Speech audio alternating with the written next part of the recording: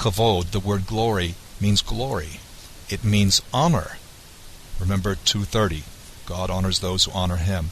Interestingly, it also means weight. So the ark is captured, the most intense and tangible symbol of God's presence among his people. So what is the glory that's departed? It's the presence of God that Israel should have enjoyed, and yet because of poor leadership, did not. Let's summarize Eli's life.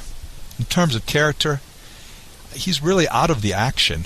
And I don't want to read too much into his being fat or heavy. You could argue, I suppose, that it was hard for him to do a lot if he was blind. But I also know that he was eating too much of the sacrifices. He's specifically criticized for that. And in addition, bad things happen when we're not busy in the work of the Lord. Just think of old David in 2 Samuel 11. Well, we'll look at him later. He's also blind. He doesn't see what's happening under his very nose, and he can't literally see down the road the inevitable consequences of sin. Eli also is ineffective. He might say the right thing, but without the conviction and timing that are vital to his really being a spiritual force to be reckoned with. It reminds me of Isaiah chapter 56, verses 9 to 12, which critique the leaders of Israel. Although this is many centuries later, please listen.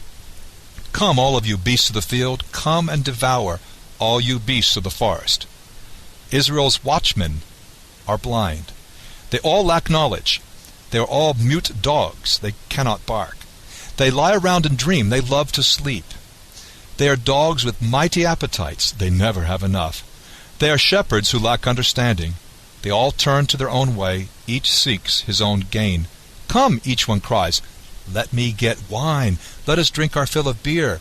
And tomorrow will be like today, or even far better. The leaders of Israel sought pleasure. And part of seeking pleasure is seeking to avoid pain.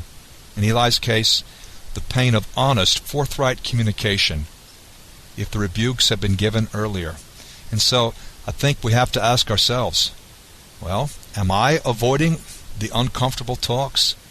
Am I procrastinating, or am I getting down to what I need to do? In my own example, in church, am I active or passive? Do I have a sedentary, pleasure-orientated lifestyle? Am I in the action? What we learn about God. 1. God honors those who honor him. 2. When parents fail to inculcate discipline in their children, the Lord may just take over. 3. God may leave a leader in place for many years despite glaring weaknesses. Certainly that was true in the case of Eli. And 4, God's promises may in some cases be nullified by human disobedience. No one is above the law or can act with impunity. And so once again, God honors those who honor him. When parents fail to discipline their children, the Lord may take over.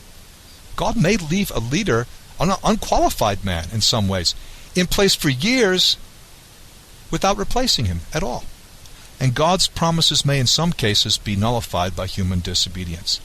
Despite the mixed quality of his spiritual leadership, and Eli wasn't all bad, his protege turns out quite well. In fact, Samuel is the subject of our next podcast.